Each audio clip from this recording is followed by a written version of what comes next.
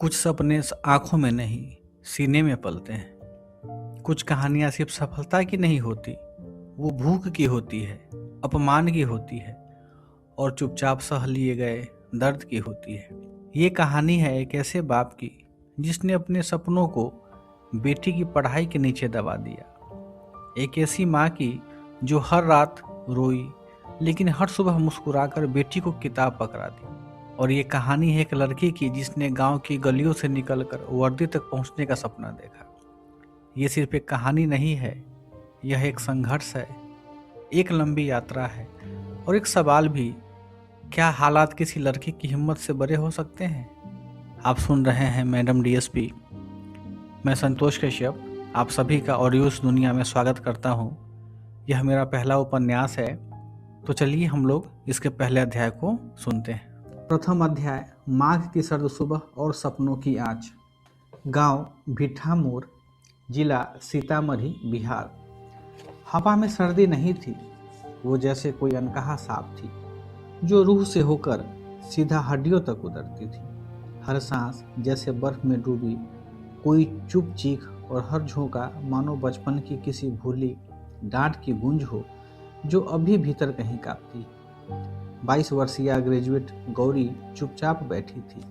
आंखें धुएं से भरी हुई थी, लेकिन उनके भीतर एक और धुंध थी जो न सिर्फ देखने से बल्कि महसूस करने से भी परे थी। उसे याद आया एक वक्त जब माँ ने कहा था, लड़की छी तो चूल्हा जराब सीखो, दुनिया नहीं बदलो।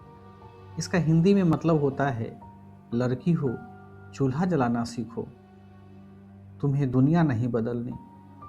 और अब वही हाथ जो कभी सिर्फ आग जलाते थे आज अपने ही भविष्य को सुलगाने की तैयारी में थे। उसके चारों ओर तराई की हवा थी, नेपाल की सीमांत खामोशी थी और भीतर एक अनकही जिद कि एक दिन यही सर्द हवा उसकी वर्दी की सलामी में झुकेगी। भिट्ठा गांव पर धुंध का एक जाल बिछा था। कहीं रसोई के चूल्हे से उठती अधजली लकड़ियों की तीखी महक, तो कहीं बच्चों की बहती नाक से उठती भाप जैसे मासूम सांसें भी सर्दी से जूझ रही। और कहीं झोपड़ियों के कोनों में सिकड़ी बैठी औरतें जिनके चेहरों पर धुएं और थकान की परत, जैसे जिंदगियां भी बिना लौ के भीतर ही भीतर सुलग रही, बिन जली बिन बुझी। इन्हीं धुंधली परतों को चीरता हुआ कंबल में लिपटा डाकिया कलेवर राय गांव के एक पुराने घर के आंगन में दाखिल हुआ। कांपते हाथों में कुछ चिट्ठियां थी, मानो जैसे बीते हुए मौसमों की आवाजें, और चेहरे पर एक ऐसी झुर्री भरी चुप्पी जो वक्त से नहीं आदत से आई हो। उन्होंने आवाज लगाई, गौरी के माए, ए गौरी के माए, सुनई छी तनका आगी जरा दिया, सब देह जकरी गेल अछि, पगला जका बुझा रहल अछि, किछु तो राहत भेटे। आवाज धुंध में घुल गई। भीतर से कोई जवाब नहीं आया, जैसे सन्नाटा ही घर की दीवारों में चिपक गया। और तभी ओस में भीगी जमीन पर नंगे पांवों से दौड़ती आई गौरी, जैसे मिट्टी ने किसी प्रार्थना को आकार देकर भेजा हो। उसके चेहरे पर न बचपन की शरारत थी, न जवानी की लाज, बस एक गूढ़ गंभीरता थी, जैसे उम्र ने उसे उम्र से पहले छू लिया। सांसें हाँप रही थी, पर आंखें वैसे ही स्थिर जैसे किसी सूखे पेड़ की जड़ों को आंधी में भी नहीं डगमगाती। ओठों पर कोई शिकायत नहीं, कोई सवाल नहीं, सिर्फ वो संकोचहीन शांति थी जो अक्सर तब आती है जब दीवारें कान बन जाती है और छतें बोझ। माँ बड़की काकी के ओतय चली गेल थी, हम आगी जरा दे। उसका स्वर धीमा था, पर उसमें एक घर के इतिहास की पूरी विश्वसनीयता थी। जैसे वो कोई बच्ची नहीं, एक सदी पुरानी परंपरा का सबसे भरोसेमंद वचन। वह युवा लड़की थी जो जीवन के हर मोड़ पर खुद को साबित करने के लिए संघर्ष कर रही थी। उसकी छोटी उंगलियां सर्दी में सुन्न हो रही थी, लेकिन उसमें एक ऐसी दृढ़ता थी जो उसकी उम्र से कहीं ज़्यादा बड़ी लगती थी। बचपन से उसने कठिनाइयों से लड़ने की आदत डाल ली थी। यही वजह थी कि सूखी लकड़ियाँ उठाना, पुआल समेटना और एक पुराना माचिस का डिब्बा ढूंढना उसके लिए कोई बड़ी बात नहीं थी। उसे मालूम था कि इन छोटी छोटी चीज़ों से ही बड़ी मंजिलें तय होती। उसने पुआल सुलगाया, मानो अपनी ही बीती हुई तकलीफों और संघर्षों से आग को जगा दिया हो। धीरे धीरे लपटें ऊपर उठने लगी, पहले कांपती हुई, फिर पूरी ताकत से जलने लगी, जैसे उसकी आत्मा ने साहस को आहिस्ता आहिस्ता ढूंढ लिया। एक आग उसके भीतर भी सुलग रही थी। वो अब केवल धूप या गर्माहट नहीं मांगती थी, बल्कि रास्ता मांग रही थी। वो आग अब केवल अलाव नहीं थी, वो माघ की सर्द सुबह की तपिश थी, जहाँ एक लड़की ने चुपचाप सपने बोए थे।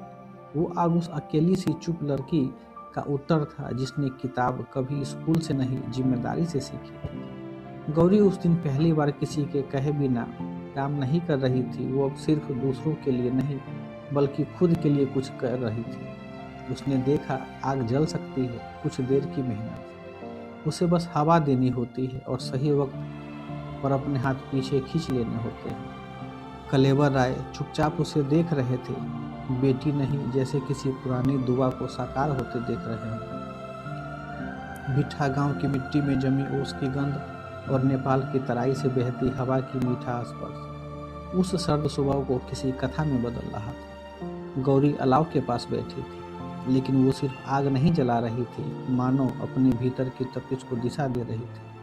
कलेवर राय की आंखें धुंधलाई नहीं थी, लेकिन उनकी नमी बहुत कुछ कह रही थी। सर्दी से नहीं, उस गर्मी से जो एक पिता के सीने में तब उठती है जब उसकी बेटी पहली बार खुद से बड़ा करने की ओर कदम बढ़ाती है। उन्हें लगा, बरसों से तो वे दूसरों के नाम की चिट्ठियां बांटते आए, लेकिन एक चिट्ठी, एक संदेश तो उनके घर की चौखट पर चुपचाप पलता रहा, गौरी के रूप में। वो गौरी जो कभी धान के खेतों में कंधे पर किताब लेकर भागती थी, जो नेपाल की पहाड़ी हवा से भागते सपनों की कहानियां सुनती थी, आज वो उसी मिट्टी पर आग के सामने बैठी थी। पर ये आग अब सर्दी से लड़ाई की नहीं थी, ये उसकी किस्मत को अपनी मुट्ठी में थामने की शुरुआत थी। कलेवर राय के चेहरे पर एक धीमी थकी हुई मुस्कान उभरी, पर उसमें संतोष था, भरोसा था। गौरी ने पहले भी कई बार अलाव सुलगाया था, उसके लिए ये कोई नई बात नहीं थी। भिट्ठा गांव की हर सुबह, हर सर्दी उसके लिए यही तो लाती थी, लकड़ियाँ बीनना, पुआल समेटना, अंगारों को फूक फूक कर जलाना। आखिर आम घर की सभी लड़कियां यही तो करती हैं। मगर आज की आग में कुछ अलग था। आज वो सिर्फ ठंड से लड़ने के लिए आग नहीं जला रही थी, आज उसकी उंगलियां उस लकड़ी को थामे हुए किसी पुराने डर को छोड़ रही थी। उसकी सांसें बुझती चिंगारियों में अपने भीतर का भरोसा भर रही थी। कलेवर राय, उसके पिता, दूर खड़े यह सब देख रहे थे। उनकी आंखों में उस पल कोई सवाल नहीं था तो बस एक शांत नींव जैसा भरोसा, जो शब्दों से नहीं, अनुभव से बना था। उनकी स्मृति में कौंध उठी वो छोटी गौरी, जो कभी खेतों की मेड़ पर नंगे पांव भागती थी, कंधे पर किताबें और आंखों में बादलों की परछाइयां लेकर। पप्पा, उधर देखो, वो पहाड़ जका ऊंच ऊंच पेड़ के पीछे से जे सूरज निकलै छै, जेना लगै छै जैसे सपेता के पेड़ के चीर के उजास बहा रहल हो। गौरी की आवाज में कोई बचपना नहीं था, वो सपनों की भाषा थी, जो सिर्फ देखे नहीं, महसूस किए जाते। पूरब की ओर फैले खेतों के पार, नेपाल की तराई से लगती पहाड़ियों के पीछे सूरज चुपचाप निकलता था। उस समय धुंध में लिपटी सपेता की कतारें किसी पुराने चित्र की तरह सामने थी, और उन पेड़ों के बीच से छनती सूर्य की किरणें वैसे ही लगती जैसे जीवन की कठिनाइयों के बीच से रास्ता निकलती एक जिद्दी उम्मीद। गौरी वहीं खड़ी थी, नंगे पांव, ठिठुरती जमीन पर, लेकिन उसकी आंखों में एक स्थिर उजाला था। कलेवर राय ने उसकी ओर देखा, और पहली बार उन्हें लगा कि ये बेटी केवल रोशनी देखने वाली नहीं है, वो रोशनी बनने को तैयार है। जहाँ पहाड़ी हवा केवल एक दिशा नहीं, एक दर्शन लेकर जाती थी, वहीं गौरी का सपना भी अब दिशा मांग रहा था, मंजिल नहीं। तब कलेवर राय मुस्कुराते हुए अक्सर कहा करते, नेपाल की तराई से आयल हवा सब सपना बहा लै छे बिटिया। गौरी उन्हीं हवाओं की बेटी थी, हाँ, उन्हीं हवाओं की जो सीमाओं में नहीं बंधती, जो सरहदों से ज्यादा स्मृतियां ले जाती है। कभी आम के बोर की मीठी महक बनकर, तो कभी पहाड़ों से उतरती नदी की सरसराहट में घुली कोई आवाज बनकर। आज जब वो अलाव के सामने शांत बैठी थी, कलेवर राय को उसमें वही तराई नजर आ रही थी, जहाँ की मिट्टी हमेशा थोड़ी नम रहती है, लेकिन उम्मीदें कभी सूखती नहीं। जहाँ गांव भले ही कद में छोटे हों मगर सपने हमेशा हिमालय की चोटियों से आंख मिलाते हैं। उन्हें अब कोई शक नहीं रहा, जिस बेटी ने वर्षों से घर का चूल्हा जलाया, आज उसी ने अपनी उम्मीदों को सुलगाया है। और एक दिन वही गौरी वर्दी की आंच लेकर लौटेगी। उस भिट्ठा गांव की खुली गलियां, उसमें बिछी ओस और तराई की हवाओं में गूंजेगा सिर्फ एक नाम, मैडम डीएसपी गौरी राय। यहाँ हमारा प्रथम अध्याय का प्रथम भाग समाप्त होता है।